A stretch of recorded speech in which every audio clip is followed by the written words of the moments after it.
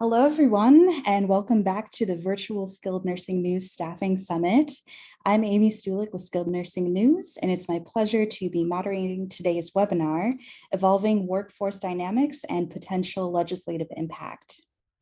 Now, before we begin, I want to say thank you to our thought leadership sponsors. We have Point Click Care, KARE, OnShift, Pinnacle Quality Insight, and our awareness sponsor, WorkSync.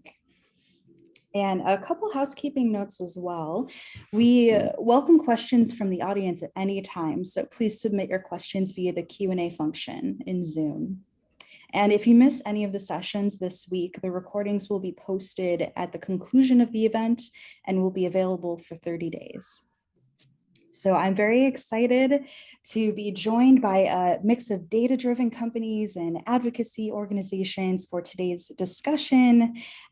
So we have Charles Turner, CEO with KARE, and we also have Jalene Carpenter, President and CEO of the Nebraska Health Care Association, Lori Porter, co-founder and CEO of the National Association of Healthcare Assistants, or NAHCA, and Jacquelyn Kung, the CEO of Activated Insights.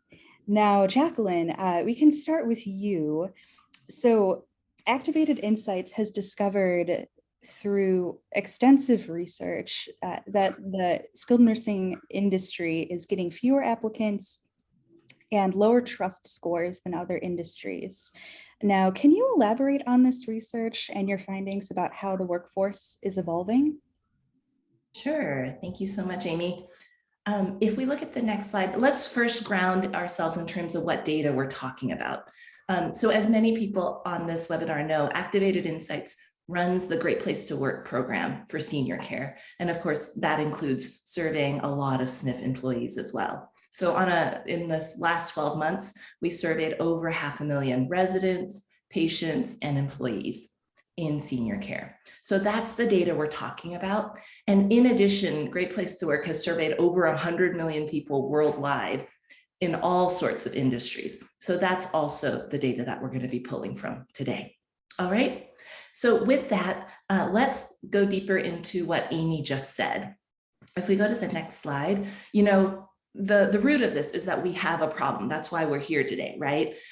Turnover in the SNF sector is well over 90%. This has gone up in COVID. We have indications that it's gone up more than 20% during and now with COVID and the aftermath. If we go to the next slide, why is this a problem? Of course, it affects quality of care. And if we go to the next slide, what's in it for all of us working on these issues, especially providers in the front line, is that better, looking at how we can increase engagement in the workforce means better customer satisfaction scores and higher CMS star ratings. So on the star ratings, that's what's in the visual here. On average, SNFs around the US are just over 3 stars. The best SNFs in terms of engaged workforces are between 4 and 5 stars on average. So that's what's in it for all of us, right? Better care for our seniors. Let's go on and actually break this problem into 3 parts. Amy has alluded to a couple of them. It's around recruiting, retaining, and growing our staff. And if we go on to recruiting, this is what Amy was saying. Compared to other industries, we are hiring folks that are looking at jobs and roles in other industries. Compared to other industries, hotels, hospitals, retail, some of whom, the company's data, you see some of the logos below that we pulled from for this research.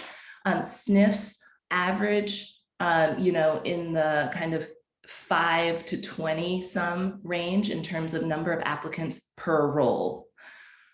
So you look at this and it's, not great news, right? However, the good news is that some SNFs are standing out as employers and their staff are referring friends more. And so they are actually getting more applicants than the average retail, hospitals, and hotels. So that's really good news. And so the takeaway here, if we go to the next slide, is how do we stand out? We need an external indication. That's why we started this initiative with Great Place to Work Institute to certify folks in our sector. And certification, cost is not an issue. We've made it that way. And it does include surveying your employees, and 7 out of 10 of them or more say that it's a great place to work and you're certified. So it's very accessible. And when providers have done that, we have seen a nearly 20% increase in the number of applicants because you're able to put it on Indeed, on your Glassdoor rating. So that's been really helpful. That's in recruiting. Let's go on to retaining. So in terms of engagement scores, the Great Place to Work Index is called the Trust Index. This is a 0 to 100 scale score where it measures trust. And here's how it ties to engagement. So if you are higher trust, like you trusted your workplace, you don't fear as much. You don't fear being let go or punished because of an idea you put forth. And so you're more engaged. So in terms of the Fortune 100, Great Place to Work Institute fuels the Fortune 100 rankings. That benchmarks at an 87. The best across our industry in post-acute care, which is including at-home care, senior living, and SNFs, is a 78. SNFs alone average sort of in the mid-70s, mid to low 70s on this scale. So again, not great news. However, the good news is that our industry over-indexes the best in the Fortune 100 across all industries in purpose. So specifically, our staff say that this is not just a job, there's special meaning within our work, right? And I think Lori will probably talk to that later. We have a bunch of carers in our space. And so what do we do about that? Grace, if we can go on to the next slide. What we need to do is we need to emphasize the mission and the purpose of our work. We over-index the best in the country in terms of employers as a sector in this space, in mission and purpose. So the last area, of course, is growing our staff. We're, many of us, I used to be an operator, many of us are just, consumed with filling roles, and that's what we should be doing. At the same time, we want to be hiring people and growing them, right? As an industry, as a SNF industry, on average, 15% of our roles are promoted from within. Now, look at that compared to hospitals who promote from within almost half of their leaders through all the ranks. Same thing with hotels and retail, where about a third of their roles are promoted from within. So, and by the way, if you're wondering, if you have senior living, that's about 17, 18% versus the SNF sector is at 15%. The good news, though, is the best providers in our space, the best SNFs fill 40% or more of their roles from within, and that translates directly into lower turnover because our carers, our staff, feel like there's a future for them within the organization. So the takeaway here, if we go on, is set a goal. Have this be a CEO level issue that we want to be promoting from within. All sorts of systems will need to change for this. And what we're going to see is a huge drop in employee turnover and a big increase in engagement. So in summary, we do have a lot of problems in this space. The workforce trends are very clear in that we are getting fewer applicants in recruiting. We are lagging in employee engagement. We are not promoting from within as much as other industries. But the good news is that there are things we can do about it. We can stand out as employers, we can emphasize purpose, and we can promote from within at much higher rates because the best in our industry do, and they are seeing rewards for that. So those are the workforce trends we wanted to share, and just a special focus because we're going to talk a lot today about CNAs and personal care aides. What the data is showing that all of us, and definitely our carers, want the supplies and training to do a good job. And in particular, it's interesting, we have almost half of our carers are born after 1982, and more than half born before 1982. For the older CNAs and care aides, what's really important is their management, their leaders are doing the right thing, right? That they see them doing the right thing, especially to do with patient care and treating each other with respect. And then after 1982, our carers here prioritize more fun and camaraderie. So I want to leave that there. Those are the trends that we've seen over the last 12 months, and of course, 5 years before that, and can't wait for this discussion. Excellent. Well, thank you very much, Jacquelyn, for such a great presentation and for some interesting data points, and then, also pointing toward potential solutions that you see. So rolling right along, Charles, this next question would be for you. I'm curious what other misconceptions about the caregiving workforce exist? Yeah, one of the things, kind of like Jacquelyn, is we have access to a robust pool of, let's call it a care force. Lori's going to refer to a care force, and we don't call it a care force. We're going to get a whooping.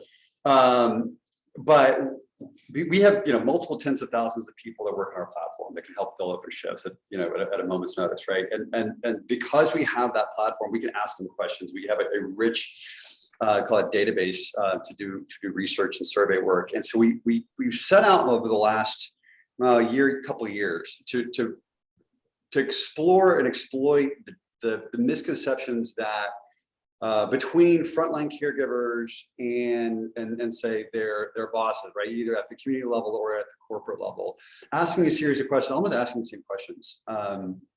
And see how they respond, right? What attracts you to working at a community, and why do you, for instance, and then digging into those questions.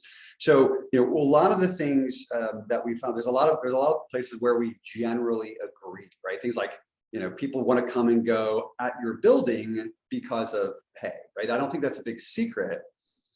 I think a big misconception of that is people would leave the industry because of pay. Turns out, the weird thing is, that's really not true. I mean, we know about 15%, call it mid to low teens percentage of our caregiving workforce, they left the industry because of COVID altogether.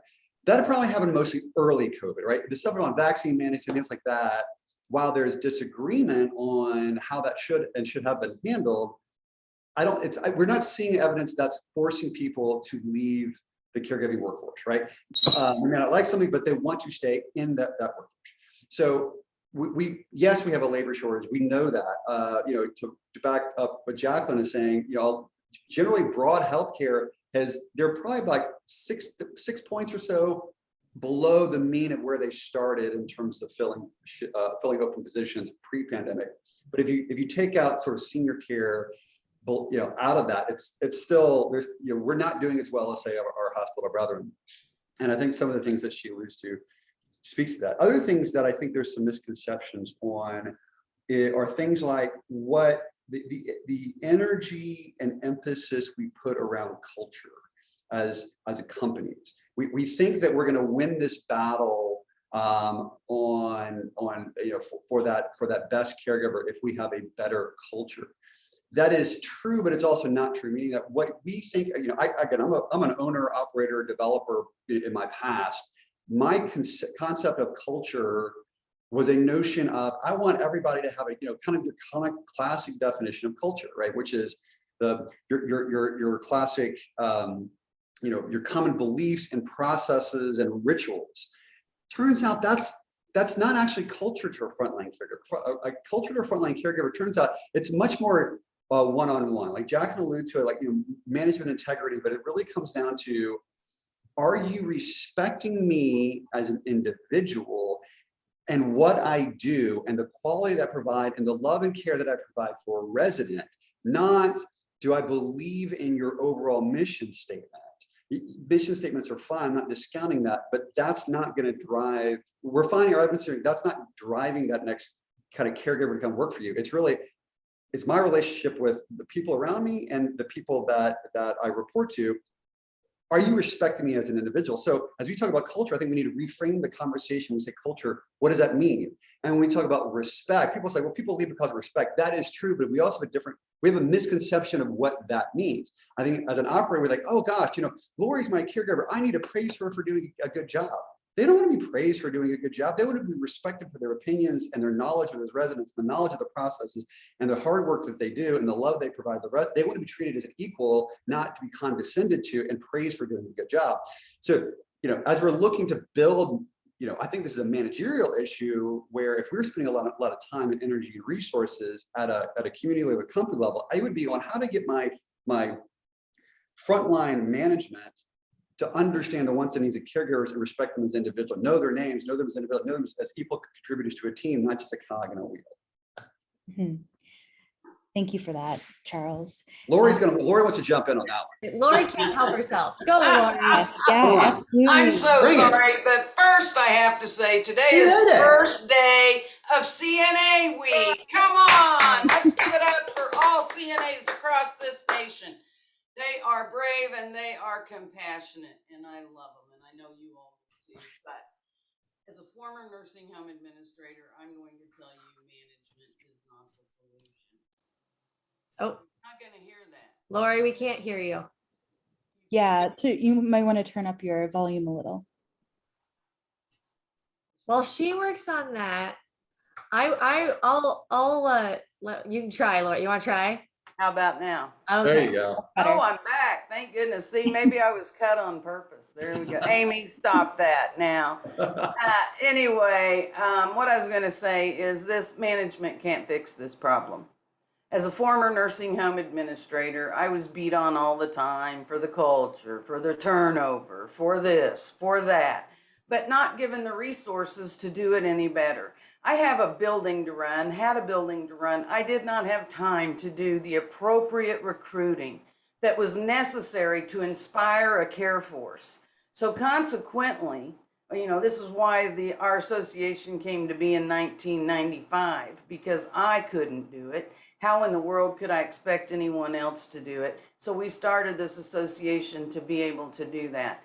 Jacquelyn, there's nothing more any of us can add to what you presented in that data, in that it tells it all. It tells what I've been saying anecdotally for all of these decades now.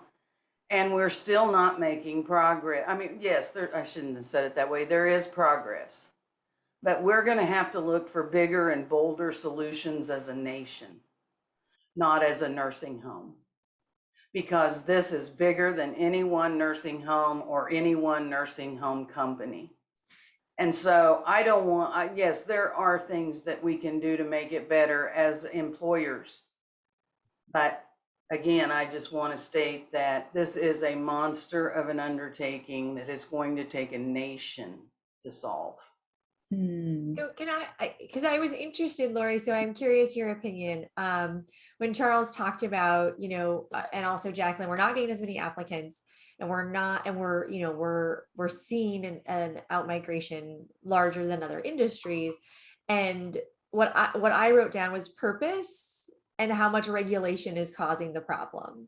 Because you talk about getting less applicants, and I can tell you 2 of those other industries that you referenced have nothing to the level of scrutiny that it takes to get hired for a long-term care facility. And not only the scrutiny, but also the next level of, I'm sorry, you coughed, so you're going to get tested. And none of those industries are doing that. And so I'm curious, Charles, your perspective on that. I'm curious, Laura, your perspective on, we have people who have purpose, but our regulations are getting in the way. Yeah, I just, Laura, I want your opinions too. I do know certain facts, let's just say broader healthcare, like as a macro industry, it is the longest to get hired any sort of frontline, let's call it worker, and healthcare is I think the average is 49 days, just broad healthcare, more than any sort of macro industry by far. And we get in our way of doing that as an industry, and then from regulation. So, one of the things we're now in about 30 states and growing, and we see the regulations of every state. And the fact that, for instance, if I'm an RN, if I have a compact license, I could go and work at another building in another state tomorrow, right? If I'm a CNA, there's no national standard for a CNA. Like, why? Why not? Like, why isn't there? CMS will argue with you about that, but you're right. They will say there is, but there isn't. You're absolutely right. it's not fungible like a RN license is. And so I have to go to a different state. And then you go to certain states where like, okay, I just went through this in whatever, Georgia, I'm making this up. And now I got to go through Ohio. Oh, but now Ohio, like your background check is different. And like it immediately assumes I'm a criminal until I prove otherwise. Like we don't want to think about it that way, but it's really kind of how we operate. And so like already we're starting off on the wrong foot. And then you got to train me. I've already been trained as a CNA. I already have this training. And then I go to a different job. I have to get retrained. What I just got trained on for my license already. I'm like, this is condescending. Like we're just, and the regulator, I understand the regulators want to, to protect our residents, and they absolutely should protect our residents. But it's like with so much well-intentioned, regulation is, what are we really trying to solve? We want to do this like, yes, we're going to beat up these like caregivers because, we heard this one story of abuse and that can never happen again. Okay, what is is that a categorical problem? I would argue it's not as big as a deal as it is. And so therefore we make it harder on ourselves. And a lot of legislation, kind of COVID-based legislation that's coming out is like, I think it's killing us in certain states. I think, there's something to be said for that, Jalene, but what I would like to add is the fact that I want to give you an example. I haven't been flying a lot lately, but every time I do, and there is a kid, 19 years old, that boards the plane in a soldier suit.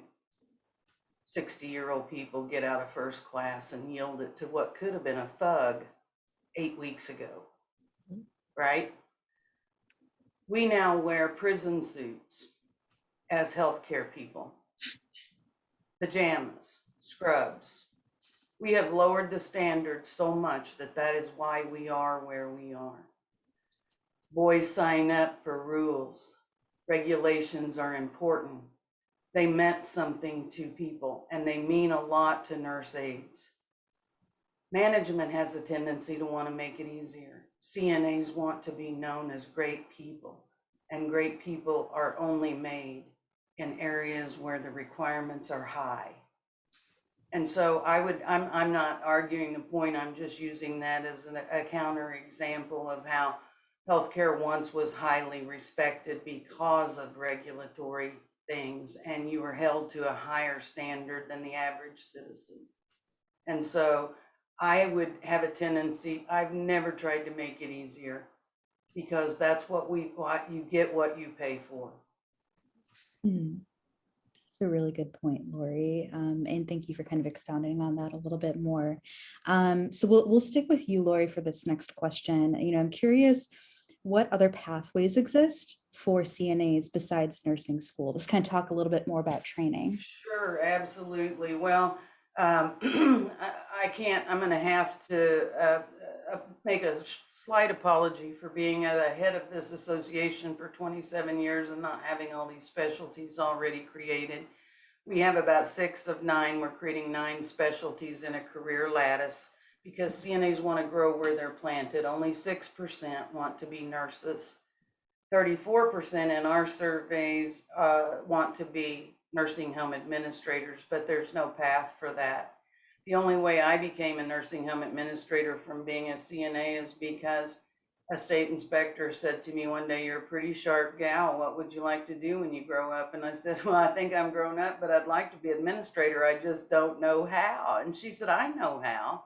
And she even paid for my CEUs in Kansas to get that administrator license. So to grow beyond, but most CNAs don't want to be nurses. They don't want to be administrators. They want to be great CNAs. And all we've ever offered them historically is compliance and service. And again, you get what you pay for. And our CNAs, if you could watch our videos today on our Facebook and see the number of 30 and 15 and 27-year CNAs that are still standing, which is the theme of CNA Week this year, is I'm still standing. And those ladies and gentlemen haven't been doing this for decades over money. So money is not what keeps them. You proved that, Jacquelyn, in your data, that it isn't all about money. It is, and I want to say this about engagement, and then I will. The best facilities to engage. You cannot engage your staff if you cannot communicate with your staff, and too many facilities are still relying on bulletin board communications.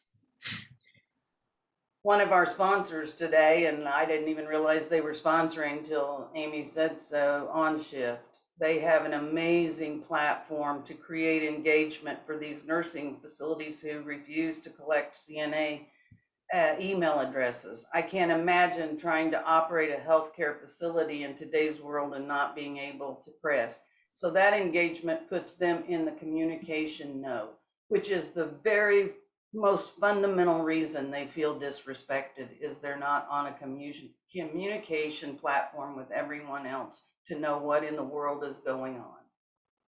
So I would highly urge any facility to utilize that, or any communication tool necessary, an app or whatever, to be able to have that level of communication, because that's where engagement starts. Can I build on to what Lori is saying? I completely agree and wanted to add a couple points of color. To her first point about, CNAs wanting to stay carers. We work with a large provider, almost 10,000 staff in the Midwest, and they have recognized this. And so they've created an apprenticeship program. So you can get dementia training, you can become a kind of a mentee. And for every certification that you earn, you get paid 25 cents to $1 more. And it can happen as quickly as every 6 months. And that's especially, and I say that because for those born after 1982, they're kind of ready after every 6 months, right? And so they have built out a suite of 5 or 6 of these apprenticeship programs.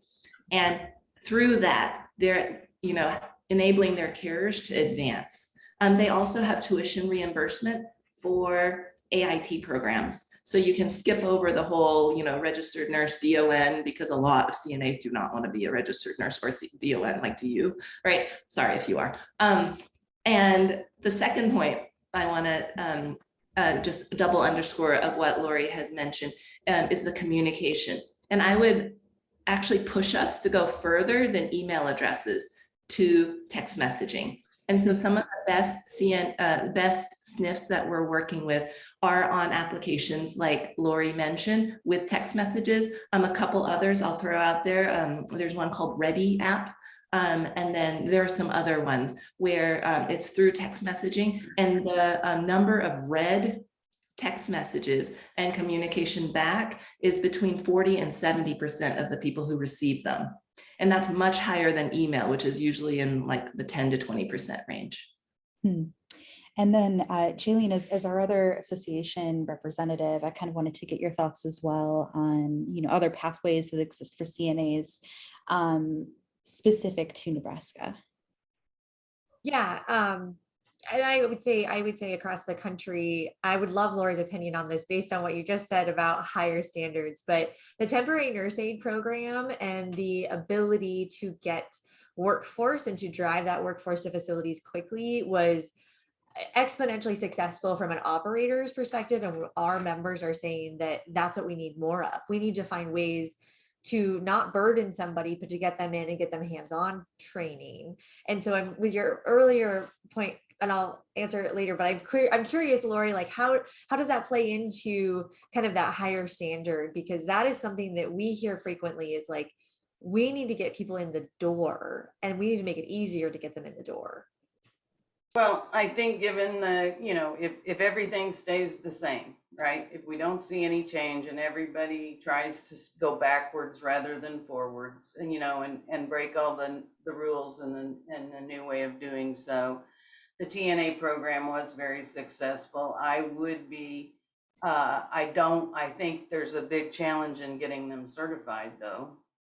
And that's where, again, those are the kind of things that penalize us. Who wouldn't embrace TNA, but we support that they should go on and be fully certified.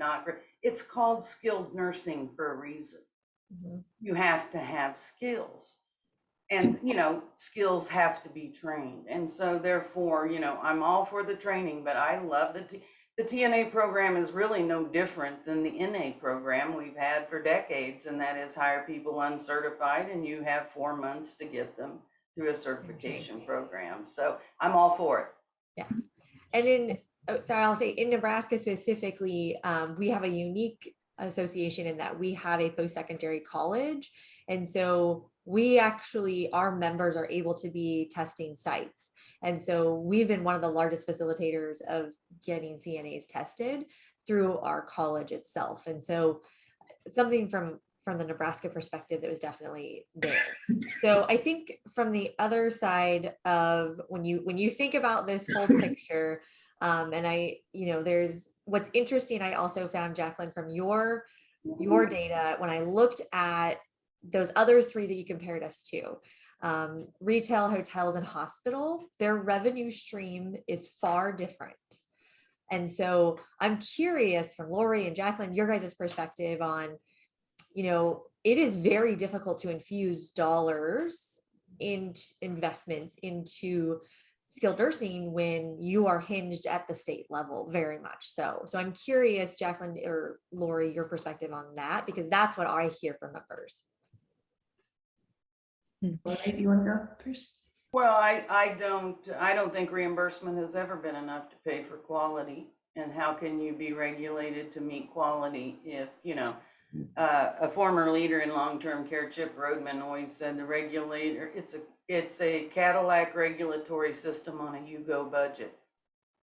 And so this country doesn't care about elders enough, and that's why we're pigeonholed, suffering in silence, except for being slammed throughout the media, is because no one wants to put any resources in taking care of old people. So we get a couple $100 a day. I can't even stay at a hotel for that. And nobody comes in to toilet me, turn me, give me my medicine, or drive me to the doctor. How much can we expect out of a nursing home, for crying out loud, without the support of proper funding to make sure people have a dignified end of life experience by people who really care about them, instead of people who really care about them suffering every day because they can't get them what the residents actually need.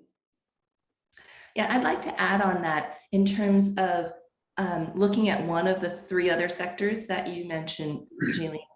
So hospitals, like nursing homes, can also be a grocery store business, right? Really low percentage margins, highly regulated.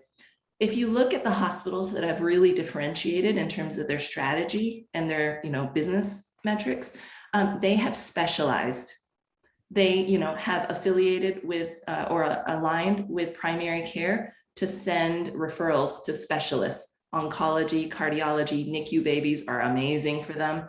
And so if you look at the nursing home sector, those who have really differentiated and grown in their business strategies are the nursing homes that have specialized as well. So I've been lucky enough to be on a Leading Age, a nonprofit nursing home board. And a couple of our nursing homes, we tried this out and specialized in bariatric. And then when COVID hit, we specialized in COVID. And those have done remarkably well and, gotten the revenue dollars that we can then, disperse it appropriately for our carers. The thing that I would like to raise, and before the session started, we thought it would be really fun to disagree with each other. So I would like, is that all right? Okay, I would like to disagree. We can wait for monumental change to come. However, from a legislative point of view, however, I had the good fortune of being a policy fellow in Capitol Hill and worked with CMS. The people writing these bills, they're like 20-something-year-old folks who have never been an operator, right? I think many of us on this call have been operators, and it was just mind-boggling how little they knew and what they wrote into the bills. So I don't think it will happen in terms of a landmark shift unless Congress passes something where even the senators and congressmen know what they're talking about to make change. So I think that will be further and harder to come by. So I would disagree with that. And I would really posit that change can come from the inside. And, in terms of, I agree with Lori that it's not from management. It has to be a couple levels above that in terms of from corporate offices and owners. And the question for this group is, how can we make that happen? Mm-hmm. And I want to take this opportunity to ask an audience question. It looks like Lori snagged this one to answer live. So we have someone that owns a staffing agency, and they want to know if there are resources for them to help certify or help pay for CNA programs.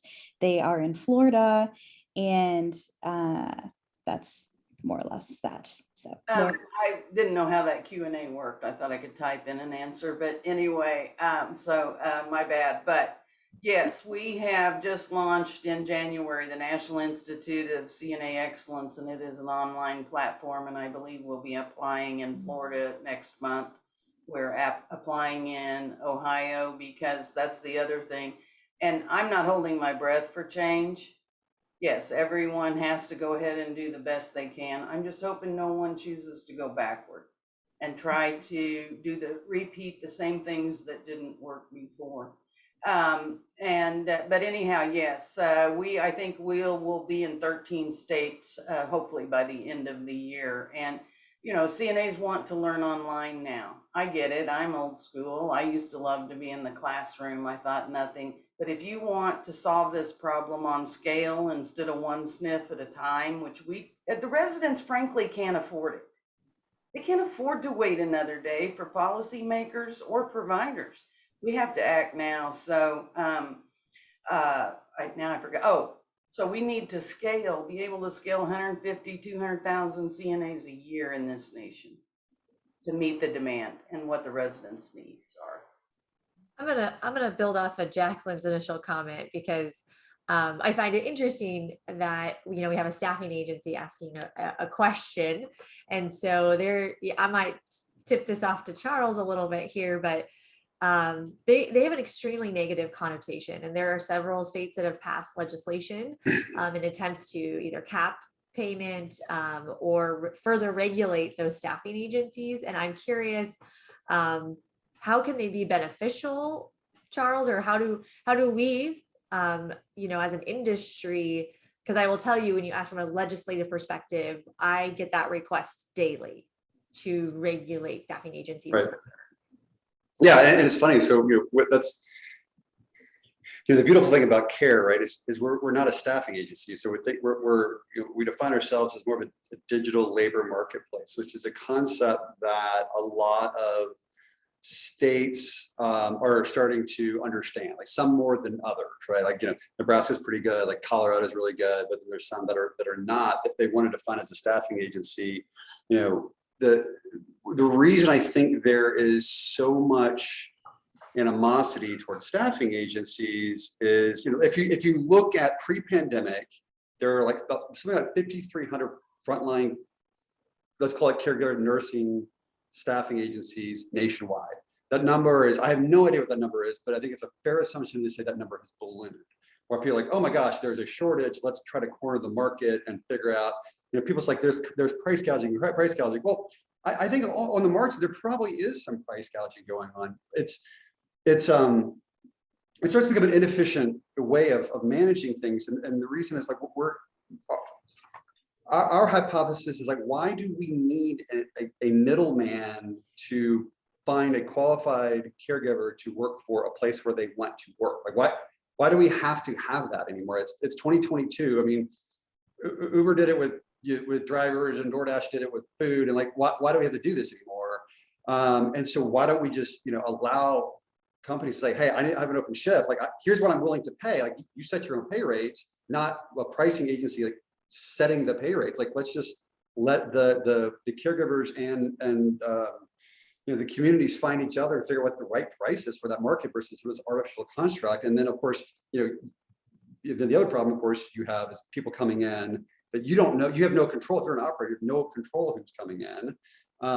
It's kind of whomever they send you. And unless if you like that caregiver, you can't hire them without some major buyout fee. Like, why does this have to happen this way anymore? It shouldn't happen. And it's like, I think that's where a lot of the animosity is coming towards staffing agencies, is they feel like these groups are kind of cornering the market on caregivers and sort of metering them out and enforcing higher and higher costs to the point where we can't, how many stories we got to hear where, well, we got to shut down a building or shut down a wing because we don't have enough staff. Well, one of the things we're finding out, like just as a story in Colorado, how much if you actually created a marketplace where these people can find each other more, how much actually extra workforce capacity you can add to that market, where you have people that are like, look, I have an elderly father, I can't commit to certain hours, or I have a full-time job someplace else and I can do a few hours here and there, but I can't commit to a full-time job or a second full-time job, or I'm a school nurse and I got furloughed because of COVID. Like, if you actually allow people to come in and find each other, you're actually adding a lot more capacity to the workforce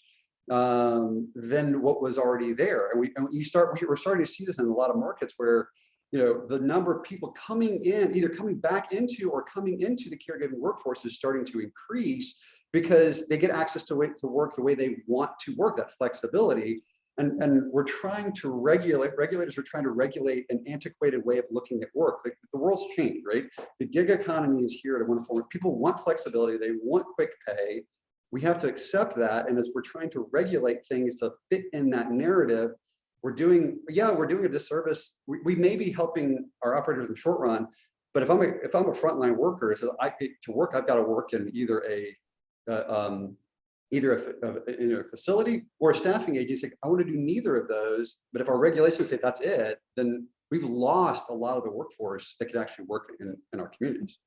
And then sticking with the topic of staffing agencies, Charles, I wanted to ask you about a recent report that was published saying that we should embrace staffing agencies because they allow operators to keep rooms and beds available for residents, thereby improving revenue and the bottom line. Do you agree with this sentiment? I mean, I think a combination of yes and no. I mean, conceptually, sure, that makes all the sense in the world. Because we're in so many states and so many markets, we know what the wages are that are being paid. Like, we have like certain wage data.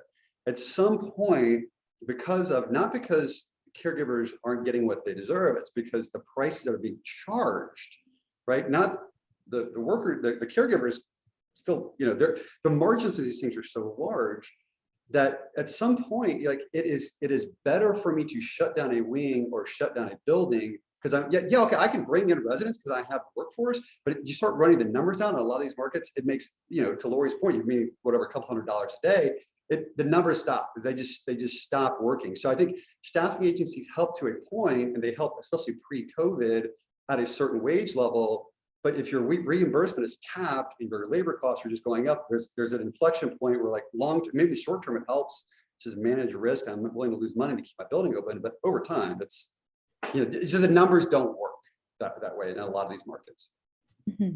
To me, I saw a recent article, maybe on SNN, about how it kind of levels out. There's really not that much more cost to agency than there is having your own staff. I thought that was a particular interesting piece, but I have a question for everybody here, and it's really going to sound silly.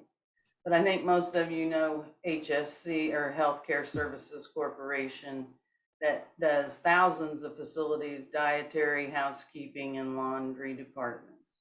Why do you think no one's ever done that for CNAs? Done what for CNAs?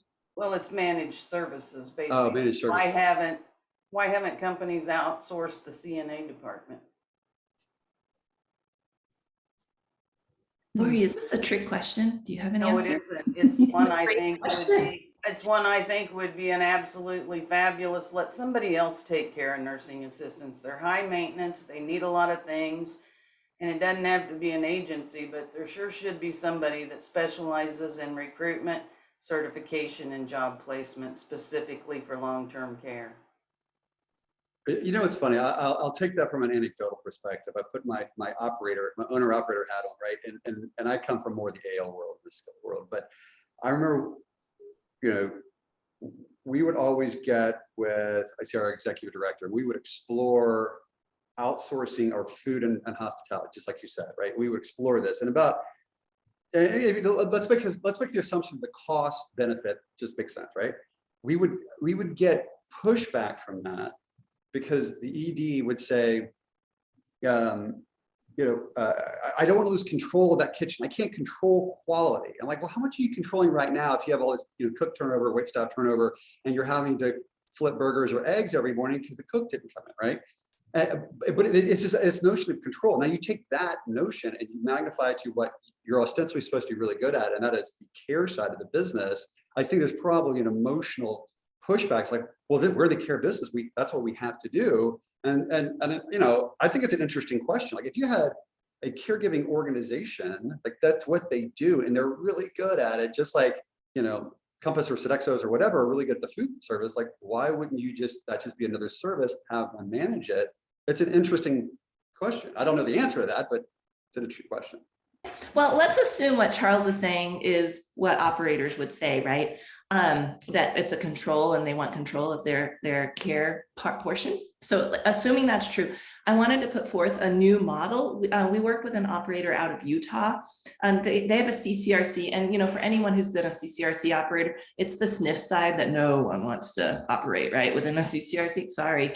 But so what they did was they actually did a JV with a local hospice and home health company, because CONs were coming offline and they were going to expire within 6 months. So this hospice and home health company wanted to use a CON, the certificate of need that they had access to. And then they created a JV. And so it's actually the home health and hospice company, which, you know, have a lot of, and they sort of specialize in CNAs and recruiting and training them, right? They kind of do. And then they did a JV with this CCRC. So the CCRC doesn't have the daily operation. So I thought that was a really interesting model and one that could be replicated elsewhere. Yeah, I've been wanting to do that for a long time, because I think it would be an administrator's dream come true to know that somebody else's headache is staffing their building and doing it within a budget that they can survive on and thrive on, actually. I wanted to throw, oh, sorry. Go I ahead. was just going to say that's a really interesting model, but go ahead, Jacquelyn. I wanted to throw out a couple more interesting models to build on what's come up over the last few minutes, which is what Charles was saying about, you know, it's not about 8-hour shifts anymore. We work with an operator a SNF operator out of New York. And what they've begun to do is flex staffing. And, you know, someone who works at the hospital as a CNA may want to pick up a couple shifts. And it may not be 8 hours, it may be 4 hours. So what they do is they create shifts that are very flexible for hospital staff to take. And this is in New York. That's working really well for them because of the shortages that we all feel. And then the other thing is with the certification programs that we talked about earlier, we work with an operator out of Texas. And what the CEO realized was that she was spending a lot of money on turnover, right? In terms of the job postings, the retrainings, the extra hours, the overtime folks would have to work. And so she actually used that money to, you know, they had folks in dining, they do the dining in-house, or students that come through. They are in more rural and suburban neighborhoods in Texas and Oklahoma, and they actually pay for those programs for their staff to become CNAs, and they already know the residents. So that seems to work really well as a model as well. And their agency use and overtime has gone down a lot. I will say this, you know, we go back when I was an operator, I did this because I'm a data dork, and I looked at the number of nurse call pulls by, like, I think it's like 10 to 15 minute increments, like how many we get. I sort of mapped out the number that we get throughout the day. If you use that sort of as a surrogate for work, notwithstanding the fact you're gonna have a lot, like during the dining time, you don't need them because you have to be caring for people in the dining room.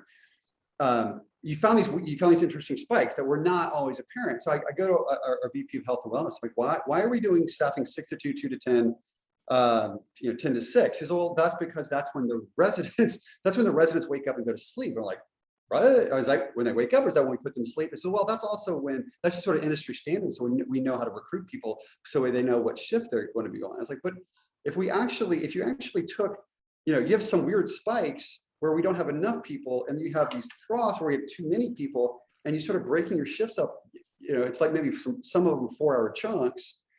We found, we never implemented this, but I know, like, then I put my care hat on. You're right. The number of people we get that work in, say, a hospital, that's like, hey, you know what? I'm in the neighborhood. I can pick out a 4-hour shift. So, you know, we get those people to come in and fill those shifts, to the extent that those operators realize, you know, I just need a half shift here and there at certain spikes in the day. And it helps you get a lot more flexible workforce and people who are going to be committed to your community. Mm-hmm.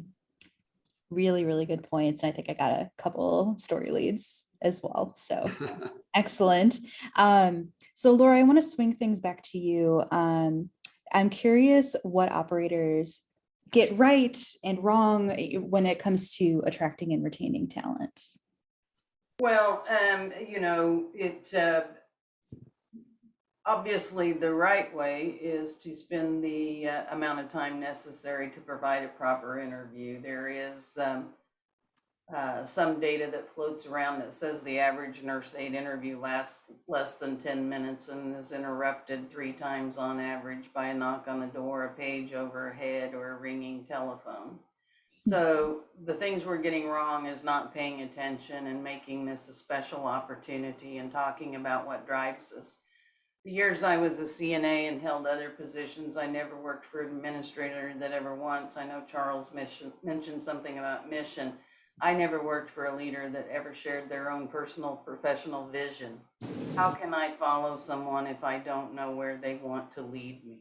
So I encourage all of the facilities we work with, the administration, to share a vision. If you don't have one, write one and then live it, because again, it is important. People want direction. They may want flexibility. In today's market, they want it all. So that's the challenging part. And those who really invest and engage on the front end of hiring have a much better chance of retention. Those that are getting it wrong are just throwing people. The only challenge I have about agency, I'm thankful they've been here. I'm thankful the job apps have been here. But in the end, resident continuity of care can't happen with temp workers. We have to create a profession and recognize it as a profession. And my hat's off to Jacquelyn, because she has said carer throughout this whole presentation, and I thank her for that, because I'll maintain, if you want to treat them as workers and you think of them as workers, you're always going to be staff and challenged. If you think of them as professionals who provide the actual activities of daily living of your residents and understand how important that is, you won't have to change culture other than just those acknowledgments and investing in the front end of the process. Thank you for that, Lori. So Jalene, I want to swing to you for a little while and talk about what your constituents in Nebraska are saying they need from state governments to improve workforce dynamics. We really had a chicken and egg scenario here in Nebraska, because we were very fortunate. Funding was our priority, and we received a large investment both from ARPA dollars and also from our rate increase. And so it's really interesting, because they're starting to feel like they have resources. And it's interesting to me hearing Jacquelyn and Lori, and I hope we have members on, because I'm getting phone calls saying we're back to a bidding war. Like, everybody knows we got money, so now we're all fighting. We're all fighting with each other, and we're not focusing the energy on bringing new people into the workforce. Like, we're just trying to poach each other's. And so it's interesting to hear both Lori and both Jacquelyn talk about, trust is one of the most important things, communication, and also making sure that, we're understanding that they're there for a purpose.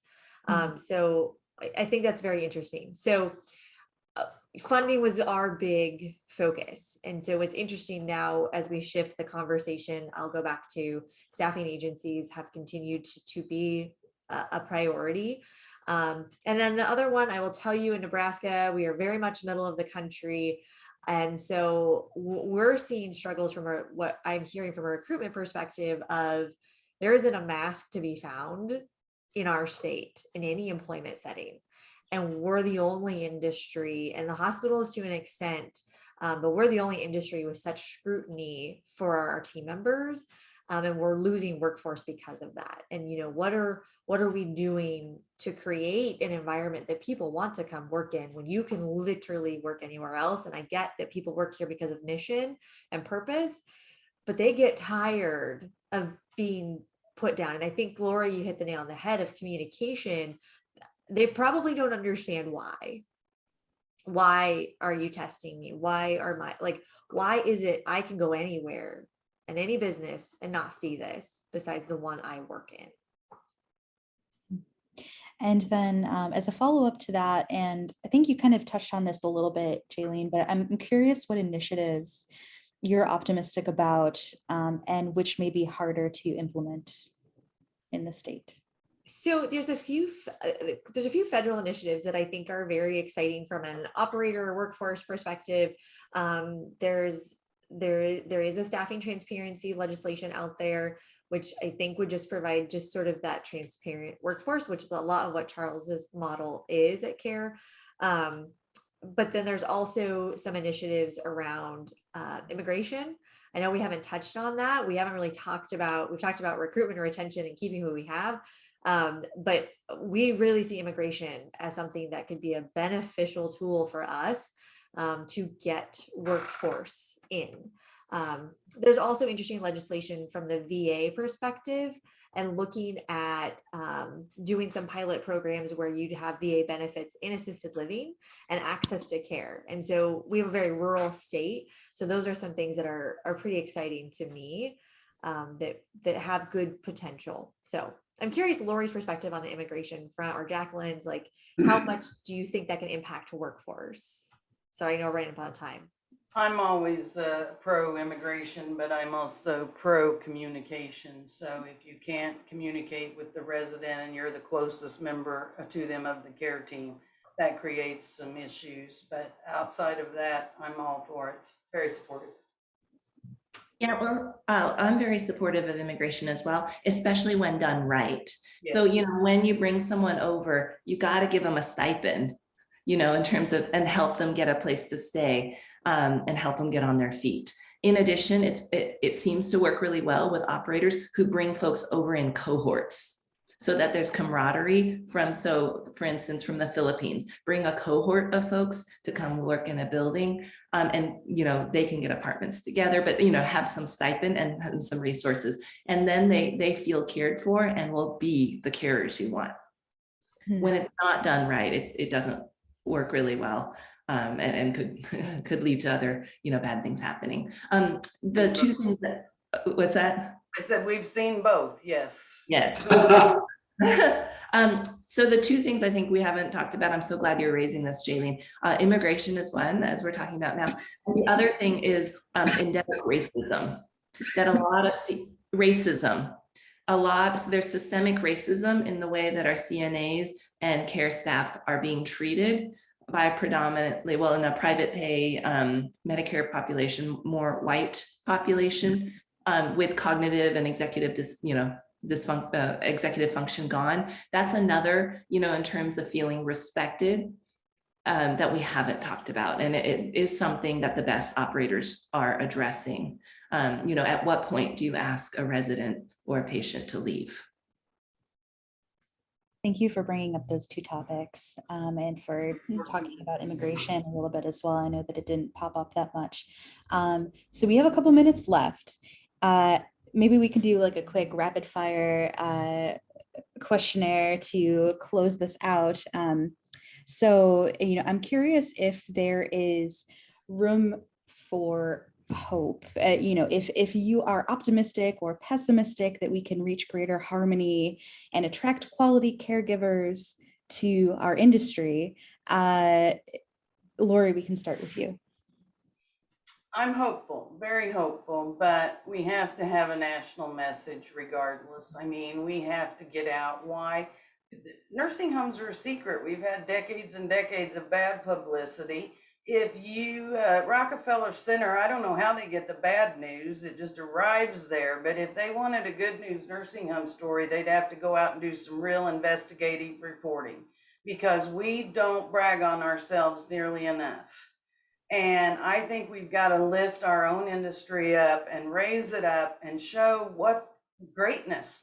I'm not very bright, but if I had a researcher's brain, I bet you if there was a study and analysis between 85 to 95-year-old people and their hospital outcomes versus their nursing home outcomes, I bet nursing home business would slam dunk that time and time and time again. And yet all we're ever done is bashed.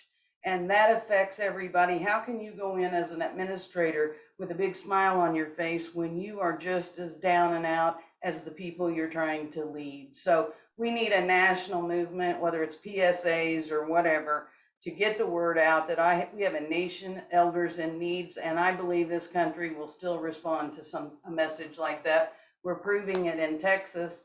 My hope comes from the fact that we had to stop recruiting for students at NICE, our training institute in Texas, because it's outpacing what the providers can get in compliance with our institute. So I don't feel we'll have a challenge bringing people in. I do feel one-offs, building by building by building, will be very difficult. Thank you. And Charles, a couple lines. Yeah, just I am optimistic for two reasons. One is because we do have a workforce that, again, our data and our analysis, like, they are committed to our workforce. They are committed to being carers, and we can sell that. Higher wages will bring more people into this workforce. But frankly, the reason, in a weird, perverse way, the reason I am optimistic is because things are so bad, which sounds weird, but because when things are bad, it creates a great crucible for innovation and change. And we're finally asking the questions.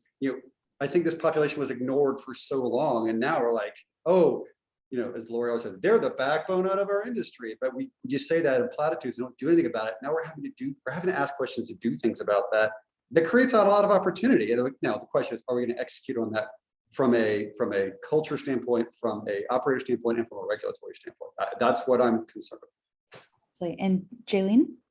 I'm incredibly optimistic because one thing that we were traditionally bad at in our industry is we were horribly slow to adopt change. And with COVID, we moved at a rapid fire pace. And I think now that operators understand, wait, we can do that. We did that. We can do that. I think change is possible. And I also we saw innovation.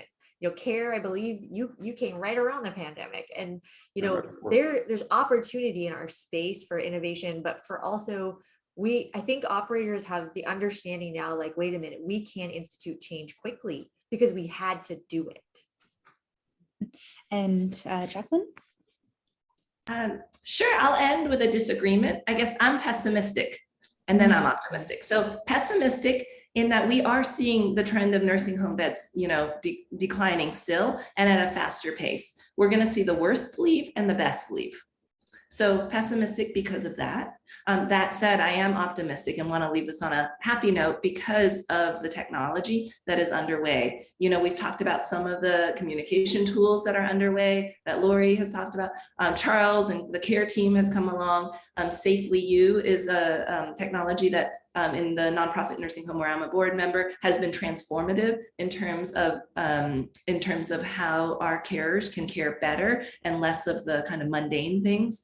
I mean, technology is really transforming things. So I'm really optimistic for that reason. Thank you. Thank you. So everyone, it looks like we are out of time. We went over a couple minutes, but it was a great conversation. So I would like to thank the speakers and the audience for joining us and for CARE for sponsoring this session.